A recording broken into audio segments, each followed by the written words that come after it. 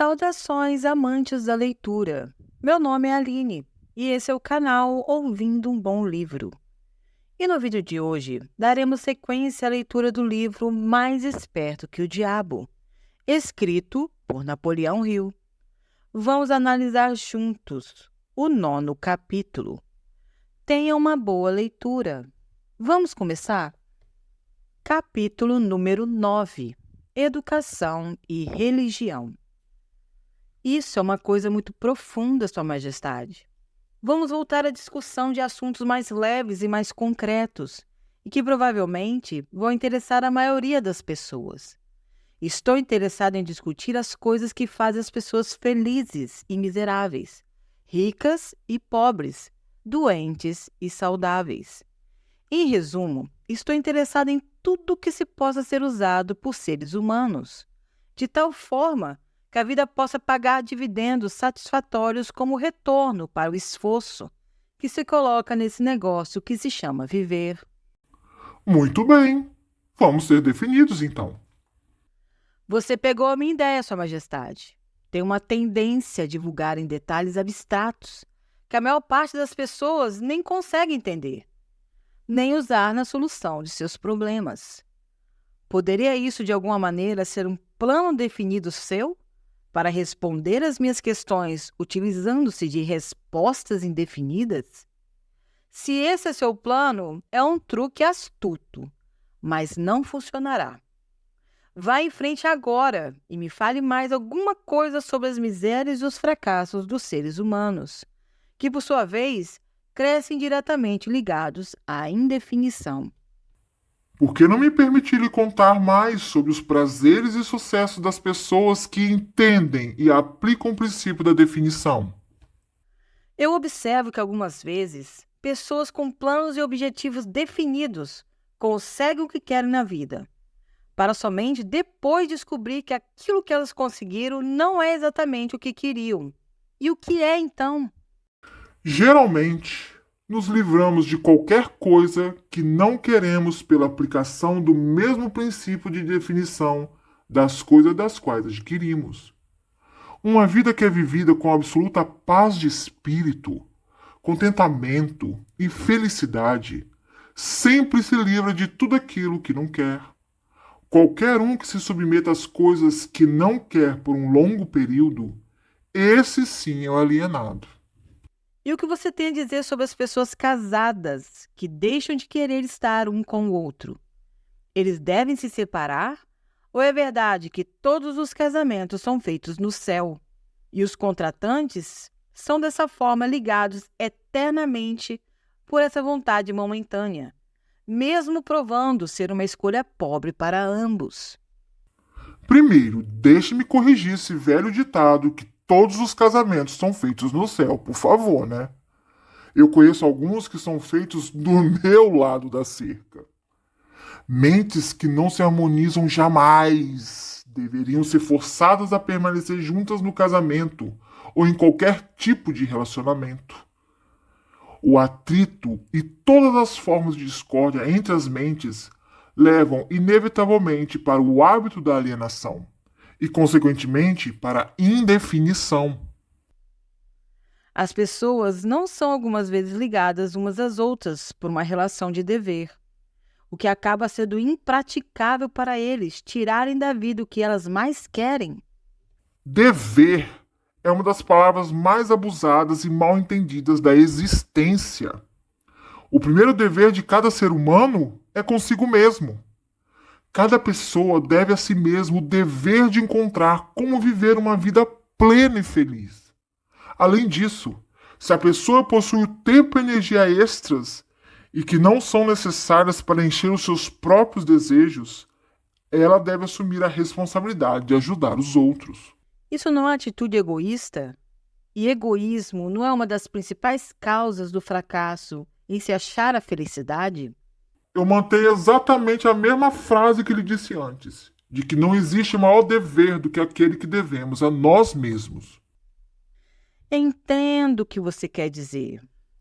Então, a sua teoria de que o excesso de ajuda para os jovens os encoraja a se alienarem e a se tornarem indefinidos em todas as coisas? Você, majestade, acredita que a necessidade é um professor de grande sagacidade e que a derrota carrega consigo uma virtude equivalente, e que presentes que não são merecidos, sejam de natureza que for, podem tornar-se uma maldição em vez de uma bênção? Isso está correto? Você conseguiu colocar a minha filosofia de uma forma perfeita. A minha crença não é teoria, é um fato.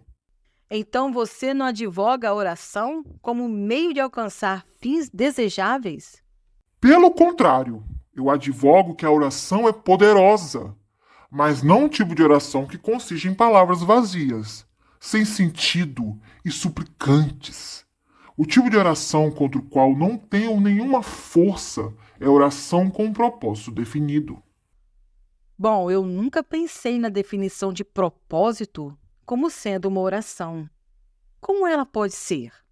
A definição é, em efeito, a única forma de oração em que alguém pode realmente basear-se. Ela, na verdade, posiciona a pessoa de forma que use o ritmo hipnótico para alcançar os fins definidos, apropriando-se da grande fonte universal de inteligência infinita. Essa apropriação, no caso de você estar interessado, ocorre através da definição de propósito, persistentemente perseguida. Mas por que a maioria das orações falham? Elas não falham. Todas as orações trazem aquilo pelo qual se reza. Mas você disse que a definição de propósito é o único tipo de oração em que alguém pode se basear. Agora você diz que todas as orações trazem resultado? O que você quer dizer? Não há nada de inconsistente nisso. A maioria das pessoas que reza recorre à oração somente após tudo ou mais ter falhado.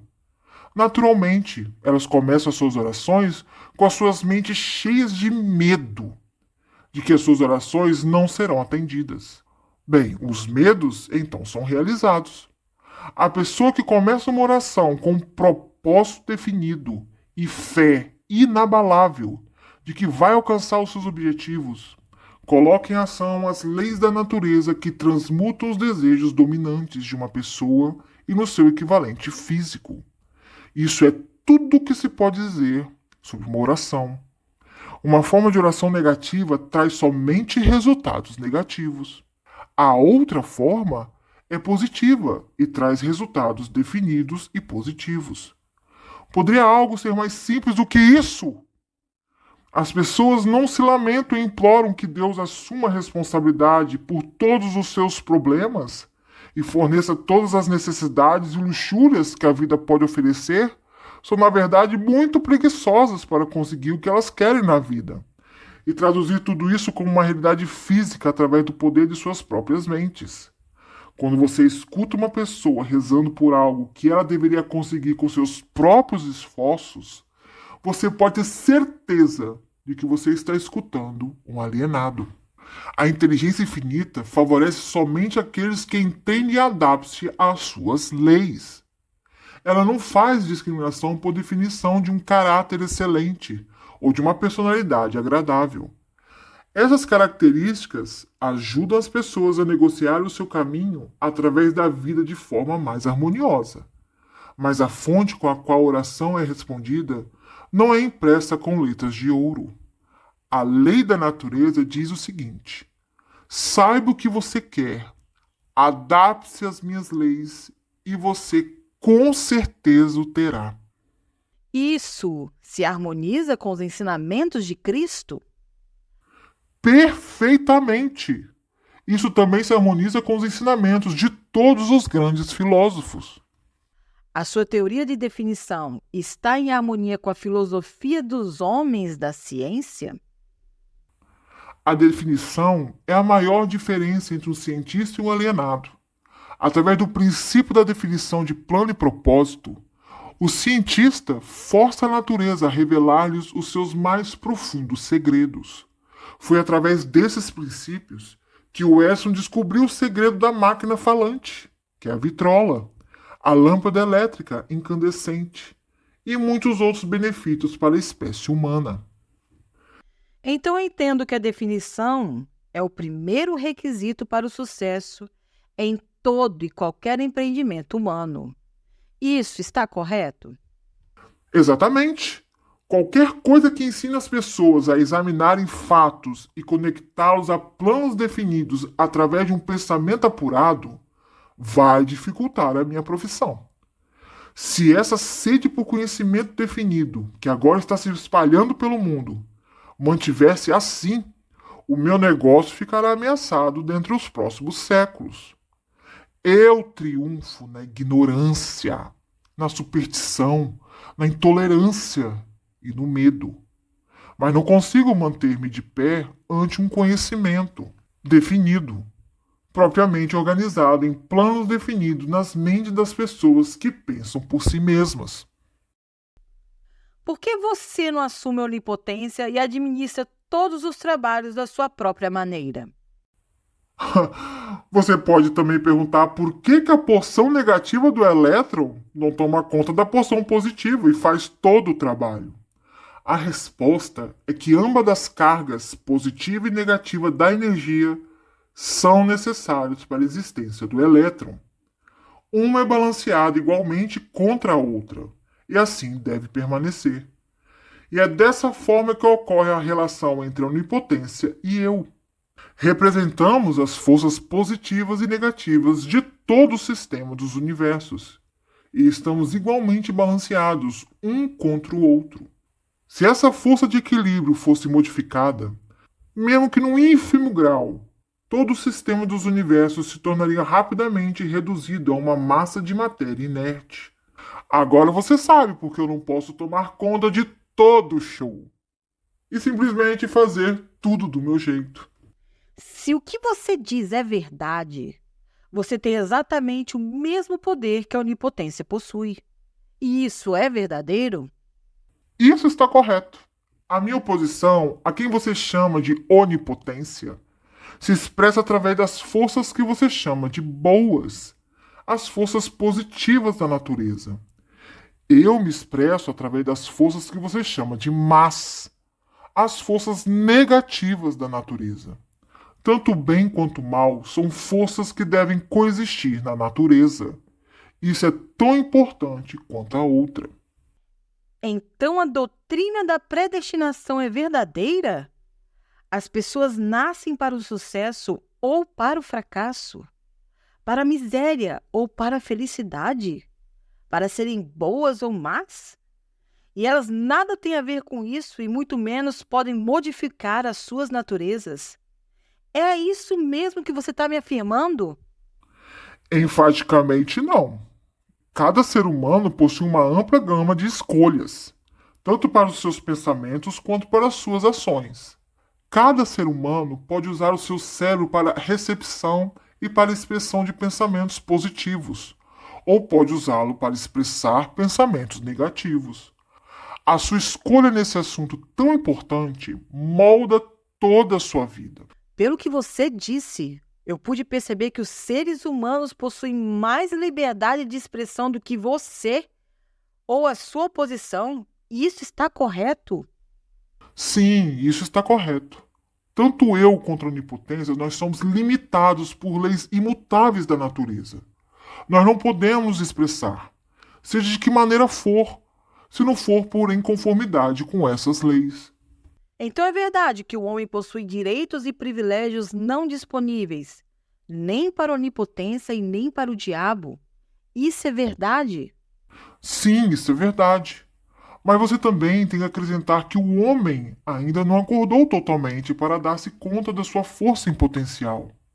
O homem ainda se considera algo como uma poeira no vento, quando na realidade ele possui muito mais poder do que todas as criaturas vivas combinadas. A definição de propósito parece ser uma panaceia para todos os males dos homens. Talvez não isso, mas você pode ter certeza de que ninguém se tornará autodeterminado sem a definição de propósito.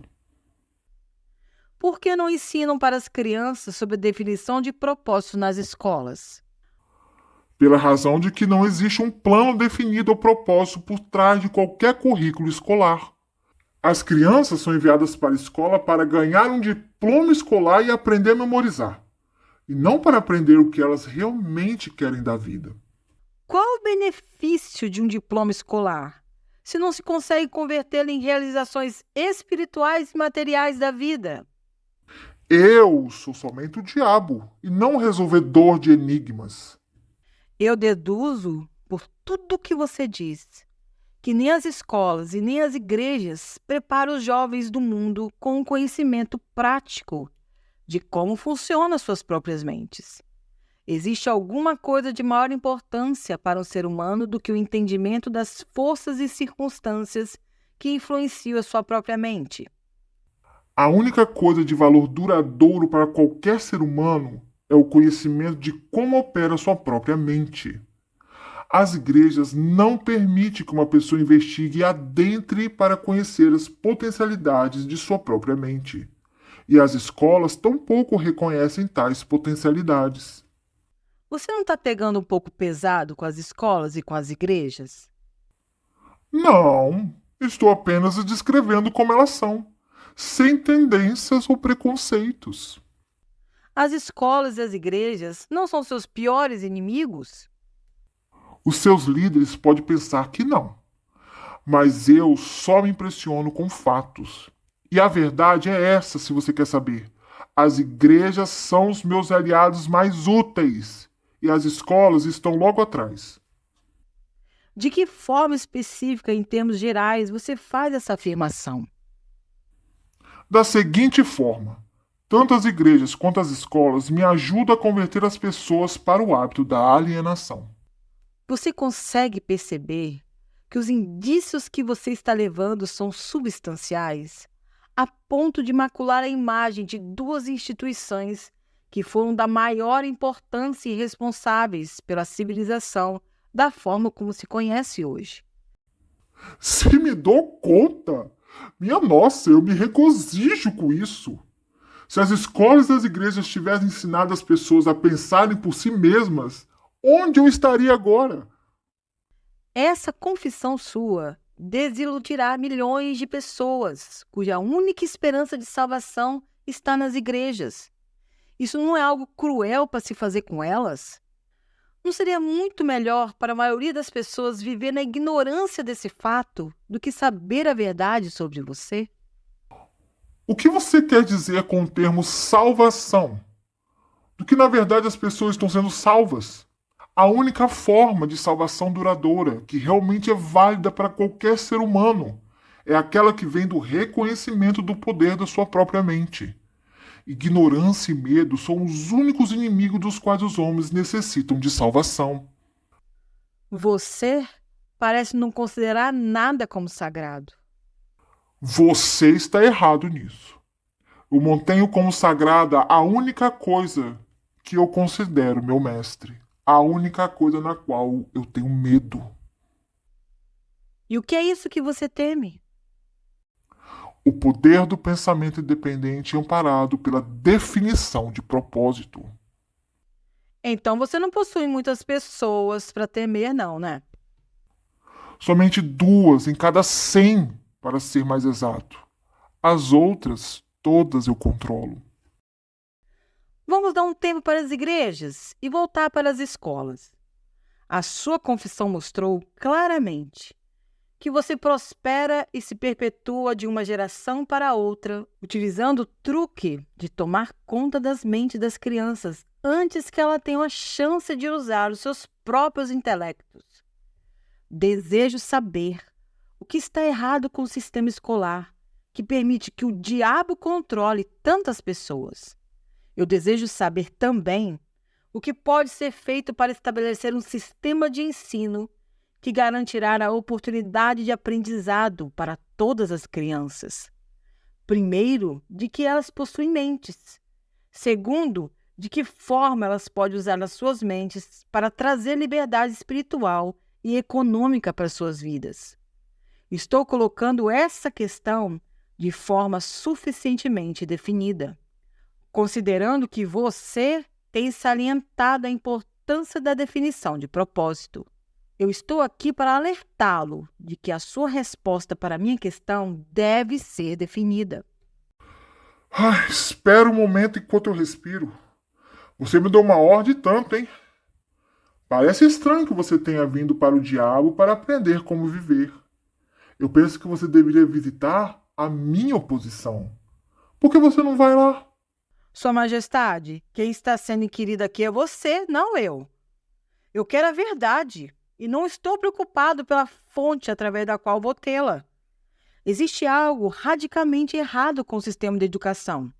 Sistema tal que tem nos fornecido um balancete da vida que nos mostra que estamos vulneravelmente no vermelho, sempre na presença de entrar para o caminho da autodeterminação, tal como se fôssemos animais perdidos numa selva. Eu quero saber duas coisas sobre esse sistema. Primeiro, qual a maior fraqueza do sistema? E segundo, como pode essa fraqueza ser eliminada? A bola está com você novamente. Por favor, permaneça focado na questão e pare de tentar me desfocar para as questões abstratas. Isso é ser definido, não é? Você não me deixa nenhuma chance a não ser partir para a resposta direta. Bom, para começar, o sistema de ensino parte de um ângulo educacional errado. O sistema escolar esforça-se para ensinar as crianças a memorizar fatos, em vez de ensiná-los como usar as suas próprias mentes. É somente isso que está errado com o sistema? Não, esse é apenas o começo. Outra grande fraqueza do sistema escolar é que não estabelece na mente das crianças nem a importância da definição de propósito e nem tenta ensinar aos jovens como serem definidos sobre qualquer coisa. O maior objetivo de toda a escola é forçar os estudantes a abarrotar as suas memórias com fatos, em vez de ensiná-los como organizar e fazer um uso prático desses fatos. Esse sistema de acumulação da memória faz com que a atenção dos estudantes seja centrada apenas em ganhar créditos e boas notas, mas deixa de lado a questão mais importante, que seria a do uso desse conhecimento nos assuntos práticos da vida. Esse sistema gradua estudantes e forma diplomados, cujas mentes estão vazias de autodeterminação. O sistema escolar partiu de um mau começo. As escolas começaram a sua história como instituição de aprendizado de alto nível, tendo sido criadas inteiramente para aqueles poucos afortunados, cujas famílias os destinavam para a educação. Assim, todo o sistema escolar foi desenvolvido começando pelo topo, até chegar à parte baixa da sociedade. E não é de se estranhar que esse sistema negligencia ensinar às crianças a importância da definição de propósito, quando o próprio sistema literalmente desenvolveu-se através da indefinição. O que corrigiria essa fraqueza do sistema escolar? Vamos combinar que não vamos reclamar da fraqueza do sistema, ao menos que estejamos preparados para oferecer um remédio prático, com o qual todo o sistema pode ser corrigido. Em outras palavras, enquanto estamos discutindo a importância da definição de um plano e de um propósito, vamos nós mesmos tomar o nosso remédio e sermos definidos, né? Por que você não esquece as escolas e as igrejas e evita uma série de incomodações para você mesmo? Você não sabe que está colocando o seu nariz em assuntos que envolvem as duas forças que controlam o mundo? Vamos supor que você mostre ao mundo que as escolas e as igrejas são fracas e inadequadas para as necessidades dos seres humanos. O que vai acontecer? Com o que vai substituir essas duas instituições? Para de tentar escapar das minhas questões com esse velho truque de fazer outra pergunta. Eu não tenho intenção de substituir as escolas e as igrejas, mas tenho a intenção de encontrar, se puder, um meio de fazer com que essas forças organizadas possam ser modificadas de tal forma que elas sirvam as pessoas em vez de manter as trevas da ignorância. Vá em frente agora e me dê um catálogo detalhado de todas as mudanças que poderiam ser feitas no sistema escolar e que, por sua vez, o aperfeiçoariam. Então, você quer todo o catálogo? É isso. Quer as mudanças sugeridas na ordem da importância? Descreva as mudanças necessárias na hora que elas vêm para você. Você está me forçando a cometer um ato de traição contra mim mesmo, hein? Mas aqui está. Vou revelar para você. Reverta o presente sistema, dando às crianças o privilégio de liderar os seus trabalhos escolares, em vez de seguir regras ortodoxas estabelecidas somente para compartilhar conhecimento abstrato. Deixe os instrutores servir como estudantes e deixe os estudantes servirem como instrutores. Tanto quanto possível, organize todos os trabalhos das escolas em métodos definidos, através dos quais os estudantes possam aprender fazendo e direcione o trabalho da classe, de tal forma que todo estudante esteja engajado em alguma forma de trabalho prático, conectado com os problemas diários da vida. As ideias são o começo de todas as realizações humanas. Ensine todos os estudantes como reconhecer ideias práticas, que possam ser de grande benefício para ajudá-los a adquirir o que quer que seja que a vida exija deles. Ensine aos estudantes como fazer uma administração efetiva do tempo e, sobretudo, ensine a verdade de que o tempo é o ativo mais valioso disponível para todos os seres humanos e também o mais barato. Ensine às crianças o que comer, o quanto comer e qual a relação existente entre uma boa alimentação e um corpo saudável. Ensine às crianças a verdadeira natureza e a função da emoção do sexo. E, sobretudo, ensine a eles que o sexo pode ser transmutado em uma força propulsora, capaz de levar qualquer um ao topo de suas realizações. Ensine às crianças a importância de serem definidas em todas as coisas, começando com a escolha de um grande propósito definido para a sua vida. Ensine às crianças o princípio do hábito e que este pode ser bom ou mal, usando as experiências do dia a dia como exemplo para elas. Ensine às crianças como os hábitos tornam-se permanentes através do ritmo hipnótico e as influencia a adotar, enquanto ainda estão no início dos anos escolares, hábitos que a levarão a ter pensamentos independentes. Ensine às crianças a diferença entre a derrota temporária e o fracasso. E ensine a elas como procurar pela semente de uma vantagem equivalente que toda derrota traz consigo. Ensine às crianças a importância de expressar os seus próprios pensamentos sem medo. E ensine-as a aceitar ou rejeitar, por sua própria vontade, todas as ideias dos outros, reservando para si mesmas, sempre, o privilégio de as submeterem ao seu próprio julgamento. Ensine as crianças a tomarem decisões prontamente e a mudá-las, mesmo que sejam tolas, vagarosamente e com relutância, e nunca sem uma razão definida. Ensine às crianças que o cérebro humano é um instrumento com o qual se recebe da grande fonte central da natureza, a energia que é especializada em pensamentos definidos, de que o cérebro não pensa, mas serve como instrumento para a interpretação dos estímulos que causam pensamento. Ensine às crianças o valor da harmonia de suas próprias mentes, e que isso é possível somente através do autocontrole. Ensine às crianças a natureza e o valor de ter autocontrole.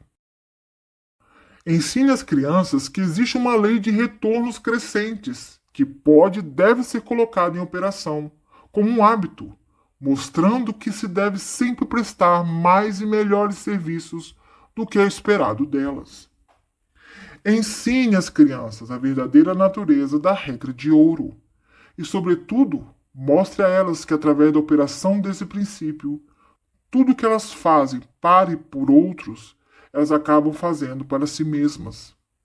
Ensine as crianças a não terem opiniões, a não ser que sejam formadas por fatos ou crenças que possam ser razoavelmente aceitas como verdadeiros fatos. Ensine às crianças que cigarros, bebidas, drogas e sexo em demasia destroem a forma de vontade e acabam levando ao hábito da alienação. Não proíba esses males, apenas explique para elas. Ensine as crianças sobre o perigo de acreditar em qualquer coisa meramente porque os seus pais ou seus instrutores religiosos ou qualquer outra pessoa tenha dito para fazê-lo. Ensine as crianças a encararem fatos, sejam eles agradáveis ou desagradáveis, sem recorrer a subterfúgios ou sem oferecer-lhes álibis. Ensine as crianças a encorajarem o uso do seu sexto sentido, através do qual as ideias apresentam-se em suas mentes, de fontes desconhecidas, e a examinar tais ideias cuidadosamente. Ensine às crianças a importância da lei da compensação, tal como foi interpretada por Ralph Waldo Emerson, e mostre a elas como essa lei trabalha nos eventos do dia a dia, mesmo nos menores. Ensine às crianças que a definição de propósito, amparada por planos definidos persistentes e continuamente aplicados, é a forma mais eficaz de oração disponível para os seres humanos. Ensine às crianças que o espaço que elas ocupam no mundo é medido pela qualidade e pela quantidade de serviço útil que elas prestam para o mundo. Ensine às crianças que não existe nenhum problema que não tenha uma solução apropriada e que a solução, na maior parte das vezes, pode ser encontrada nas circunstâncias que criaram o problema. Ensine às crianças que as suas únicas limitações reais são aquelas impostas por si mesmas, ou que elas permitem que os outros estabeleçam em suas próprias mentes. Ensine a elas que tudo que o homem pode conceber e acreditar, ele pode alcançar. Ensine às crianças que todas as escolas e todos os livros de textos são elementos essenciais que podem ser úteis no desenvolvimento de suas mentes, mas que a única escola de real valor é a grande universidade da vida, onde se tem o privilégio de aprender pela experiência.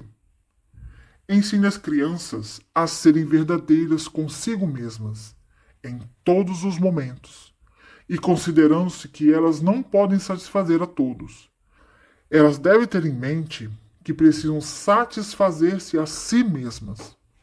Essa é uma lista imponente, mas me parece óbvio pelo fato de que ela ignora praticamente todas as matérias que agora são ensinadas nas escolas. Era essa a sua intenção?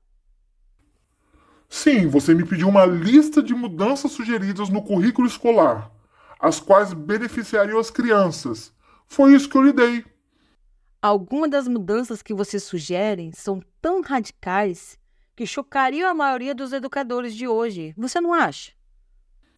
A maioria dos educadores de hoje necessita desse choque.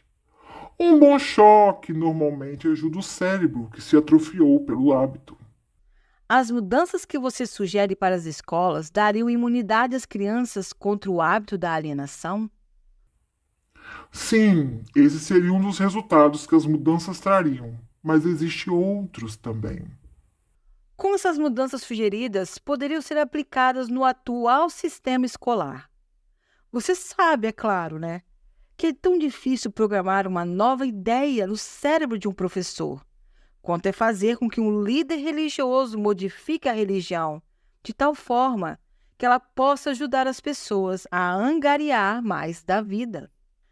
A maneira mais certa e mais rápida para forçar a aplicação dessas ideias práticas no sistema escolar é, primeiro, introduzi-las através das escolas privadas e estabelecer uma exigência para o uso das escolas públicas, de tal forma que os administradores dessas escolas sintam-se compelidos a empregá-las.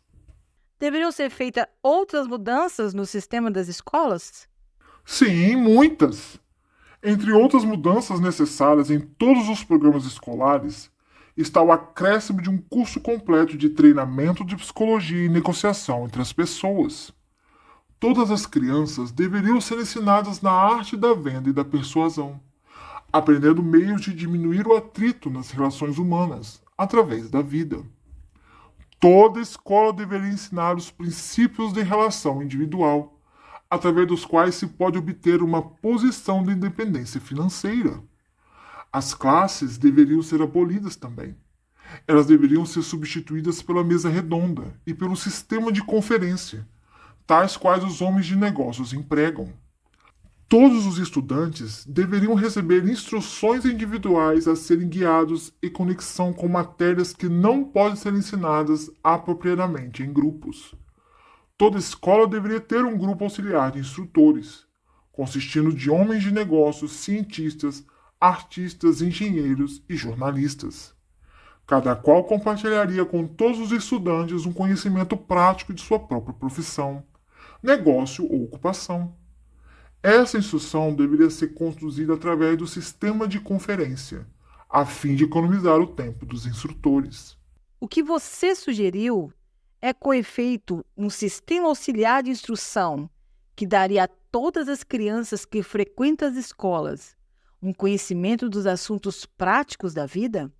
Direto da fonte original, seria essa a ideia? Você colocou corretamente. Vamos esquecer um pouco o sistema escolar por agora e vamos voltar para as igrejas por um momento.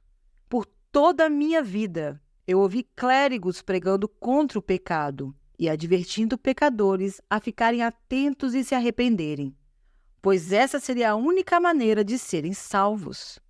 Mas nunca ouvi nenhum deles me dizer o que realmente é um pecado. Você me daria alguma luz nessa questão? Pecado é qualquer coisa que alguém faça ou pense e que cause infelicidade para si mesmo e para os outros. Seres humanos que estão em ótimas condições físicas e em perfeita saúde espiritual deveriam estar em paz consigo mesmo e sempre felizes. Qualquer forma de miséria mental ou física indica a presença do pecado. Nomeie alguma das formas comuns de pecado. Bom, comer em excesso é uma forma de pecado, porque leva à perda da saúde e à miséria. O excesso do sexo é um pecado porque quebra a força de vontade da pessoa e a leva para o hábito da alienação. Permitir que a mente seja dominada por pensamentos negativos de inveja, ganância, medo, ódio, intolerância, vaidade, autopiedade ou desencorajamento é uma forma de pecado, porque esses estados mentais levam para o ato da alienação. Enganar, mentir e roubar também são pecados, porque esses pecados destroem o autorrespeito, submetem a consciência e levam à infelicidade. É um pecado também permanecer nas trevas da ignorância, porque a falta de conhecimento leva à pobreza e à perda da autoconfiança. É um pecado aceitar da vida qualquer coisa que não se queira, porque isso indica uma forma imperdoável de negligenciar o uso da mente. É um pecado alienar-se através da vida? Sem um objetivo definido, plano ou propósito? Sim, porque esse pecado leva à pobreza e destrói o privilégio da autodeterminação. Ele também priva uma pessoa do privilégio de usar a própria mente como um meio de contato com a inteligência infinita. Você é um inspirador-chefe do pecado? Sim, o meu negócio, como eu já disse, é ganhar o controle das mentes das pessoas de todos os meios possíveis. Você consegue controlar a mente de uma pessoa que não comete pecados? Não consigo, porque essa pessoa nunca permite que a sua mente seja dominada por qualquer forma de pensamento negativo. Não consigo entrar na mente de quem não peca, muito menos controlá-la. Quais são as formas mais comuns e mais destrutivas de todos os pecados? Medo e ignorância. Você não tem mais nada para acrescentar nessa lista? Nada mais a acrescentar. E o que é a fé?